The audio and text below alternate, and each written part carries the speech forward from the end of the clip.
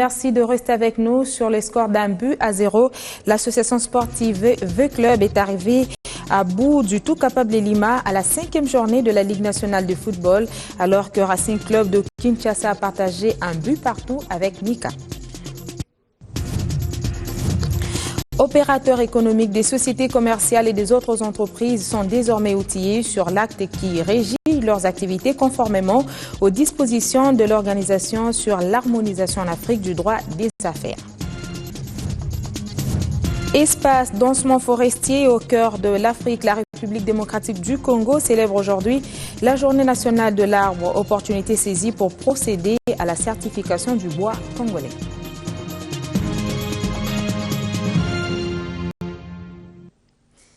Bienvenue à tous. Planter un arbre, c'est l'affaire de tous, thème qui renvoie à une responsabilité collective. La célébration de la journée nationale de l'arbre coïncide avec les travaux de la conférence des Nations Unies sur le changement climatique qui se tiennent à Lima, au Pérou, où prend part une forte délégation congolaise. Avec ses 40 ans d'expérience comme directeur des jardins botaniques, le botaniste Léon Simundele nous parle de l'intérêt de cette journée. On l'écoute.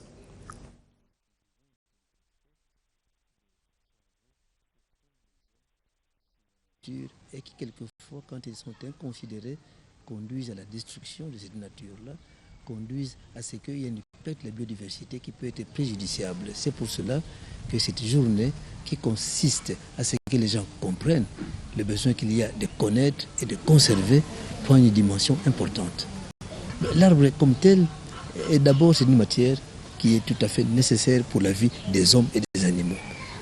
Toute matière végétale est utile parce qu'avec l'énergie solaire, il y a la fonction chlorophyllienne qui permet à ce qu'il y ait des productions des hydrates de carbone, des graisses, des protéines, des vitamines et d'autres substances qui sont utiles pour la vie de l'homme lui-même et des animaux. Ça, c'est un et des deux.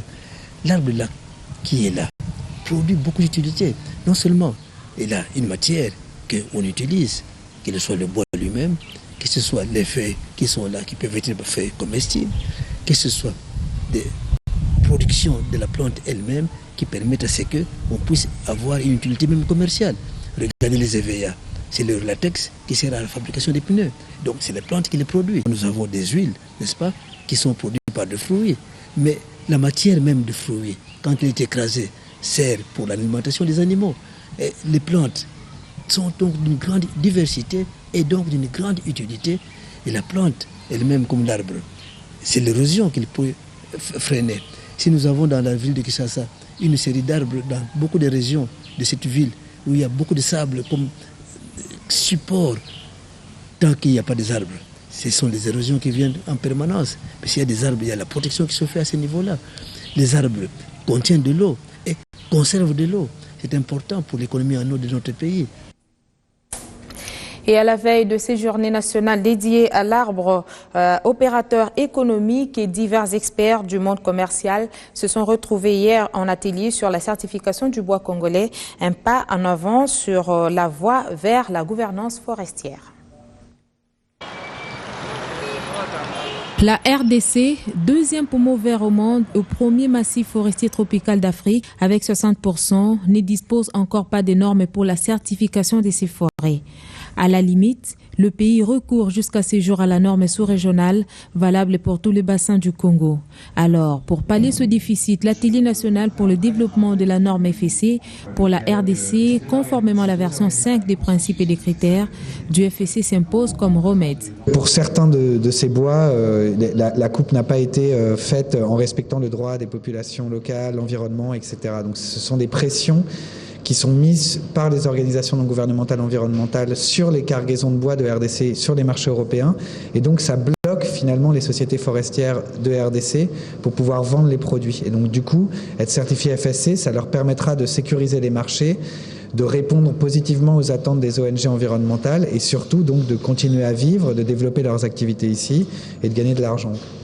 Pour ce conseil de surveillance des forêts qui opte pour la promotion d'une gestion responsable des forêts, la cible est les sociétés d'exploitation forestière, ce en vue d'un marché sécurisé. Il y a d'énormes contraintes sociales, donc la société d'exploitation forestière doit respecter les droits des populations locales et autochtones et doit mettre en place c'est un programme de promotion du développement socio-économique local, donc c'est extrêmement contraignant pour une société. C'est coûteux aussi, puisqu'elle doit répondre à la plupart des textes, des conventions environnementales internationales, donc oui, c'est contraignant, c'est cher. Le certificat FSC est certes un outil visant à relever la gouvernance forestière. Une autre rencontre d'échange se tient actuellement à Kinshasa sur la santé sous le thème « Pathologies émergentes et réémergentes d'origine infectieuse et non infectieuse » au congrès organisé par l'Institut national de recherche biomédicale à l'occasion de la célébration du 30e anniversaire de ce centre scientifique.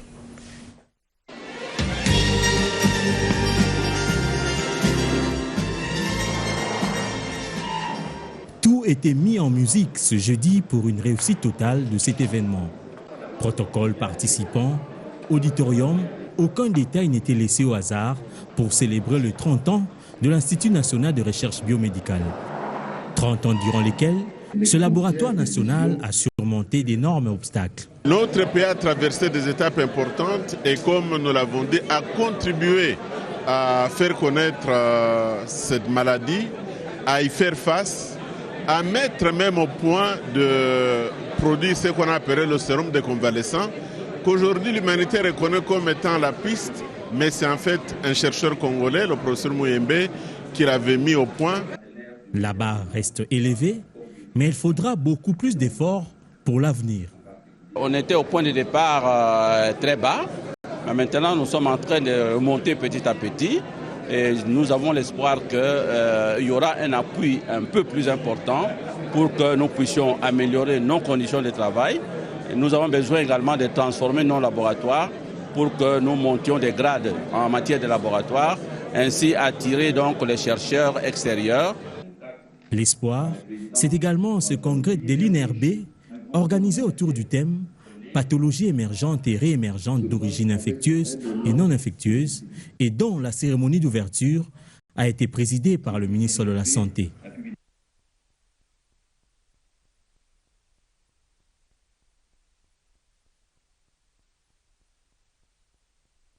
Et nous voulons que par ce congrès qui va traiter de toutes les pathologies émergentes et réémergentes d'origine infectieuse et non infectieuse, que ce congrès accouche d'un certain nombre de recommandations qui redonneront de l'espoir au peuple congolais face aux problèmes de santé qui se posent dans ce pays.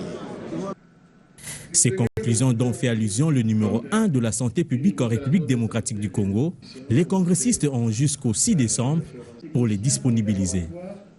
Ce sont des intervenants de santé publique, au même titre que les cliniciens. Revenons à la célébration de la Journée nationale de l'arbre pour dire qu'elle contribue également à l'effort national de gestion de ressources naturelles. Guylain Kabalondi nous propose ce récit. Les arbres ont toujours été intimement liés à l'évolution humaine. Cependant, par méconnaissance de l'importance de ceux-ci ou par des raisons strictement historiques, les espaces verts ont été parmi les premières victimes du développement urbain. Les multiples avantages que procurent les arbres en milieu urbain ont souvent été oubliés. Pourtant, les arbres urbains sont indispensables pour assurer une bonne qualité de vie. Le phénomène de la photosynthèse, dont seuls sont capables les végétaux, utilise l'énergie lumineuse pour convertir l'eau et les gaz carboniques en nourriture pour l'arbre et en oxygène qui purifie l'air. Seule la connaissance et la reconnaissance des bienfaits de l'arbre urbain peuvent assurer son salut. Dans le monde des affaires, l'acte uniforme révisé relatif aux droits des sociétés commerciales et des groupements d'intérêt économique fait l'objet d'un atelier auquel participent opérateurs économiques et gestionnaires appelés à maîtriser le fonctionnement de l'Organisation pour l'harmonisation en Afrique du droit des affaires. Organisé par le secrétariat permanent de l'OHADA en partenariat avec la Commission nationale OHADA, cet atelier de sensibilisation sur le thème « L'acte uniforme révisé » relatif aux droits de sociétés commerciales et du groupement d'intérêt économique arrive après une longue série de sensibilisation, de vulgarisation qu'entreprend l'OHADA depuis plus de 2 ans, preuve du dynamisme de l'OHADA. Ce séminaire témoigne aussi du dynamisme de l'OHADA. Comme on le sait, les normes de l'OHADA sont constamment relues et de temps en temps améliorées parce qu'il faut suivre le cours de l'évolution de la pensée juridique pour être à la pointe du progrès. Par cet atelier, la RDC prouve à suffisance son engagement constant et continu à l'OHADA. Ce choix n'est pas fortuit. Il est motivé par l'engagement constant et continu de la République démocratique du Congo pour la cause de l'OHADA. Il n'est nul besoin d'indiquer que votre beau et magnifique pays ne ménage aucun effort pour le rayonnement et la réussite de notre organisation communautaire. Le ministre de Justice qui a ouvert cet atelier appelle la stabilité sociale qui est le devoir de restitution après la formation. Il est important que tout le monde puisse bien connaître la loi qui est l'acte uniforme en l'occurrence sur les droits de ces sociétés tel que ça a été révisé.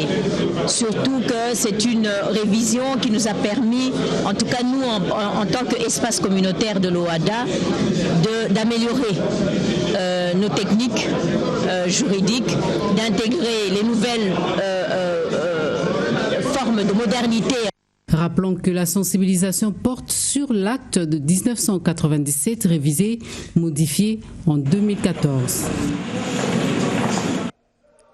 Au moment où certains cherchent à s'enrichir correctement par recours à l'OHADA, d'autres s'illustrent dans des pillages en enrôlant plus de 250 000 enfants, dont des forces négatives en République démocratique du Congo. Une exploitation ayant été dénoncée hier à l'occasion de la commémoration de la Journée mondiale de lutte contre l'esclavagisme. Christian Elongo pour les détails. En RDC, un grand nombre d'enfants sont encore exploités comme enfants soldats par des groupes armés. Ils sont utilisés comme cuisiniers, porteurs des fardeaux lourds ou encore escortes et combattants. Des jeunes filles sont enlevées et transformées en esclaves sexuels. Plusieurs autres enfants sont soumis aux travaux forcés, notamment dans les carrières minières du pays. Cette journée de lutte contre l'esclavage permet d'en parler. Les victimes doivent être mieux protégées et ceux qui perpétuent ces actes doivent être traduits en justice. Au Congo, les groupes armés, les groupes rebelles utilisent encore comptent beaucoup d'enfants dans le rang. Et le fait que tout Thomas Lubanga qu'il soit reconnu, que les faits aient été confirmés en appel, je pense, renforce un peu l'idée et la nécessité de se mobiliser davantage pour lutter contre l'impunité. On estime à plus de 250 000 le nombre d'enfants exploités aujourd'hui comme enfants soldats dans une trentaine de zones de conflit dans le monde. La République démocratique du Congo en dénombre 2000, dont un grand nombre de filles enlevées sont transformées en enfants soldats, abusées également comme esclaves sexuels. L'Organisation internationale pour l'immigration relève que chaque année, 700 000 femmes, filles, hommes et garçons font l'objet d'une traite transfrontalière et réduits en esclaves. On estime à 5,7 millions de nombre d'enfants soumis aux travaux forcés et asservis, ce qu'on appelle souvent asservétis pour dette. 1,2 million d'enfants victimes de la traite grossissent les lots de l'esclavagisme moderne.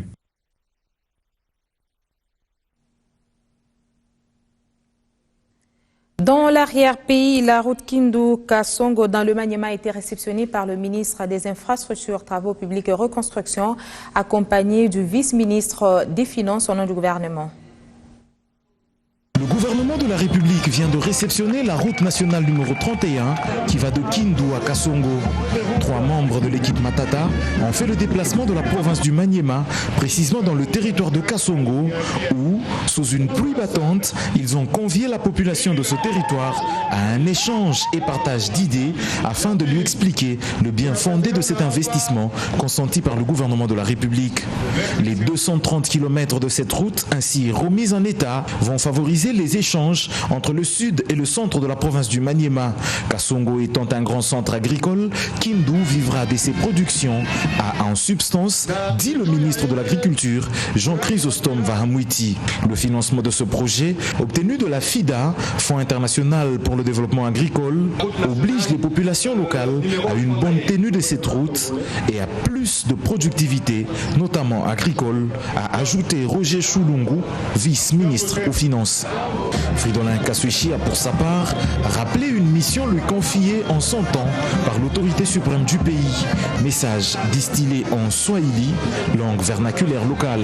2011, il est wakati chef d'État anaanza kufanya kampani na alinielezea hivi, bwana ministre, fanya mabarabara ya Kongo mzima, hapana kusabu hii barabara ya Kindu Kasongo, ya Kasongo kwenda mpaka Mbujimai, kutoka tena Kindu kwenda kule Kisangani kupitia Kubunya, na manjia yote ya ndani ya kutoka mpaka vile Kindu kwenda Shabunda, jua kusema province ya Maniema ikuwe reliée na ma province ine mpaka na ya Katanga.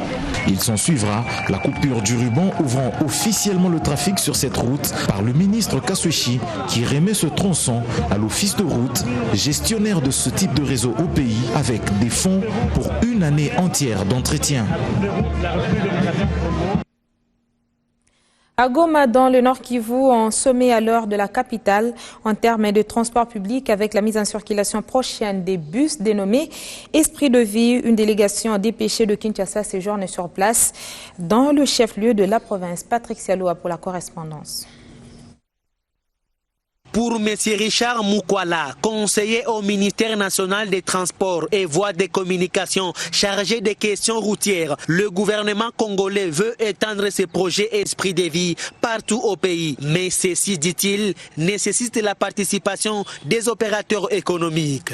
Le ministre des Transports, Maître Justin Kaluma Monangongo, c'est une mission d'étude pour le déploiement du programme Esprit de Vie.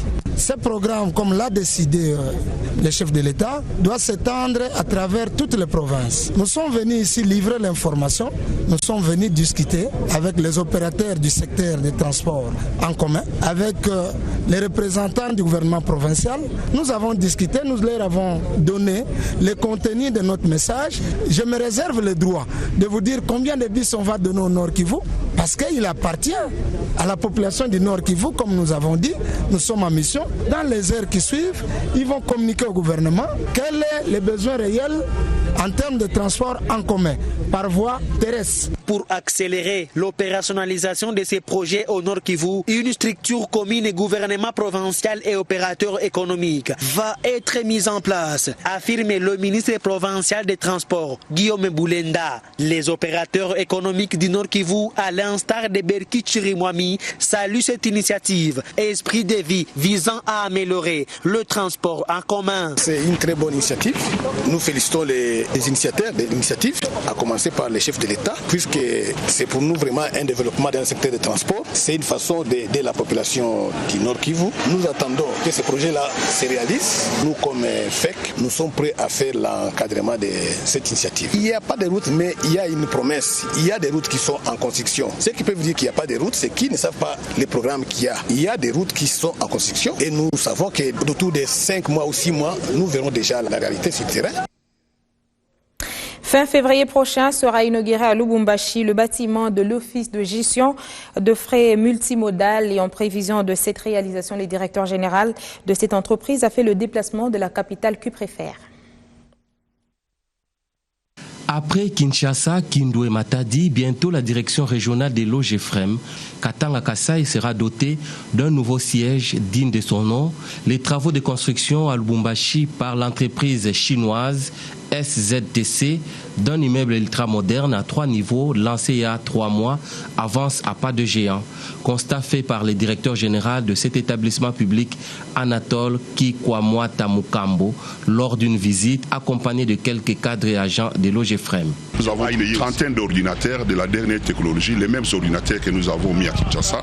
Et il y aura bien sûr le ferry center en bas là-bas pour que les chargeurs puissent venir consulter, avoir toutes les informations sur leur cargaison et le monde des transports maritimes et autres. Une salle polyvalente de plus ou moins 150 places et nous avons dans cette salle une centaine d'équipements de sonorisation, interprétariat, comme nous avons fait aussi à Kinshasa.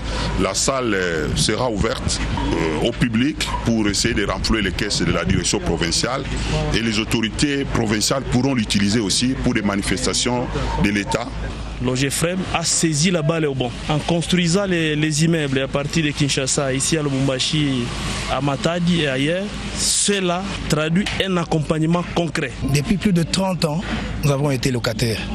Nous, en tant qu'agents, on ne peut pas vous exprimer les dures réalités que nous avions eu à rencontrer au cours de notre travail. Après avoir reçu lundi en son bureau du gouvernorat du Katanga, le DG de l'OGEFREM Anatole Kikwa, le vice-gouverneur du Katanga, Yav Chibal, a effectué à son tour une descente sur les chantiers du futur siège de l'OGEFREM, Lubumbashi. De la parole, pensons que l'OGEFREM est passé aux actes d'ici 2-3 mois. On viendra ici, non pas pour visiter encore, en tirant les pantalons, parce que c'est le chantier, mais c'est pour couper les rubans. Au niveau africain, il y a un an que mourait Nelson Mandela, premier président noir de l'Afrique du Sud post-apartheid. L'humanité rend aujourd'hui hommage à ce personnage. Guylain Kabalunti.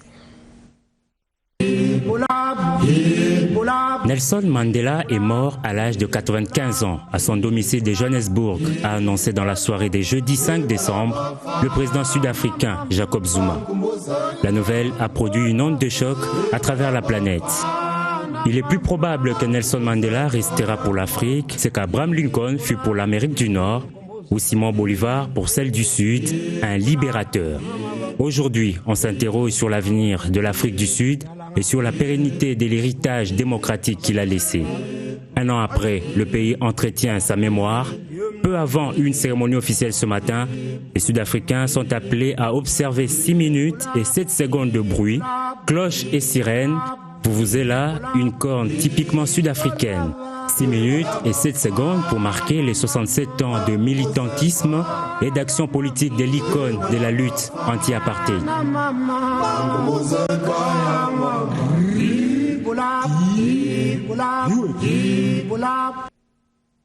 Débutons le week-end en compagnie des confrères à travers les lignes. Discours de tous les enjeux devant le Congrès, anticipe le vrai modérateur.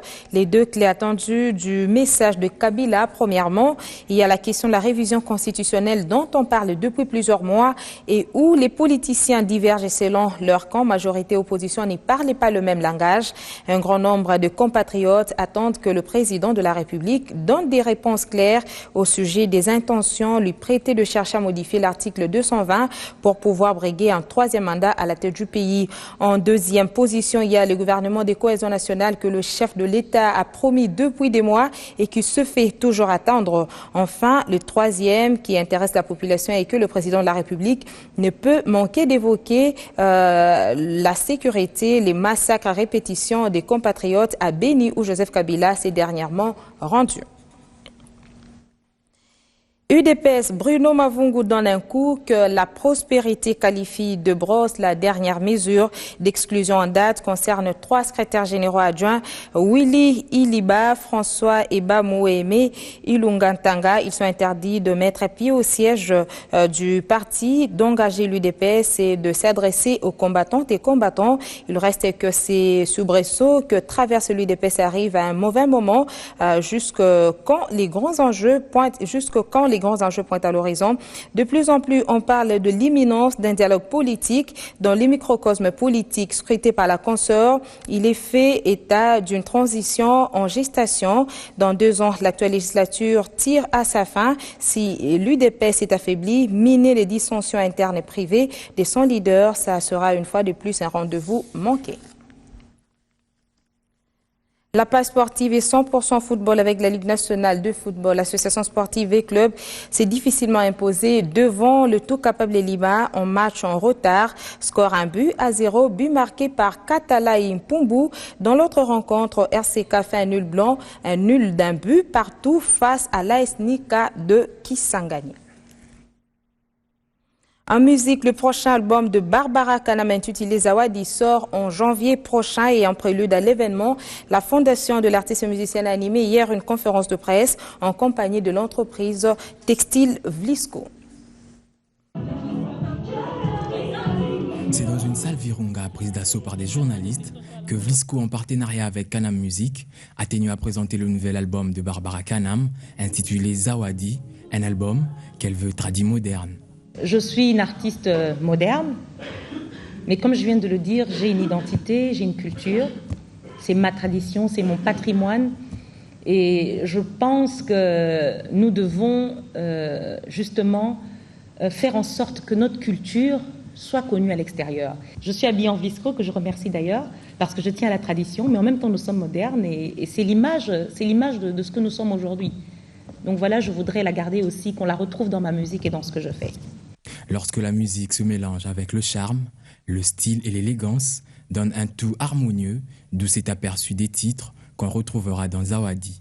Là, dans cet album, vous allez retrouver des titres comme Polo, comme Tomé, qui sont purement traditionnels, où je parle de la vie dans nos villages. Mais vous avez aussi des titres tout à fait modernes comme Reste, qui sera d'ailleurs un titre que nous allons mettre sur Trace d'ici janvier. C'est un titre qui est très moderne, qui fera danser, j'espère, le monde entier. Il y a des titres comme Si seulement, où j'ai chanté avec un Ivoirien antillais qui s'appelle Marvin. Il y a des titres comme Oyebi, que j'ai chanté avec les Banasekat, qui sont très modernes aussi. Donc voilà, c'est pour toujours vous dire que j'allie le modernisme et la tradition. La diva avec Vlisco, un vrai mariage qui fait d'elle l'égérie et l'ambassadrice de ce pagne somptueux, qui dresse ici son agenda. Les dates, c'est déjà évidemment mon concert avec Vlisco. Ensuite, j'irai à Brazzaville et Pointe-Noire le 19 et 21 décembre. Ensuite, je reviendrai à Kinshasa puisque nous avons un concert le 4 janvier avec Bracongo. Espace échangeur, à Limité, c'est grand public. Mais j'ai une grande date, c'est le 20 février au Casino de Paris, où je vais livrer un concert pour présenter mon album. Et je reviendrai à Kinshasa puisque je suis égérie de Vlisco. Donc je ferai une tournée africaine pour le mois de la femme, le mois de mars. Et il y aura certainement d'autres dates à venir. Vous aurez des précisions avec le bureau. Voilà. Le grand rendez-vous est donc pris pour la sortie mondiale de Zawadi pour janvier 2015. Mais avant, un concert est prévu la semaine prochaine à l'hôtel Memling avec un défilé de mode spécial d'épargne Made in Vlisco. Fin de ce point d'actualité. Madame, Monsieur, merci de nous avoir suivis. Prochain rendez-vous, 15h30.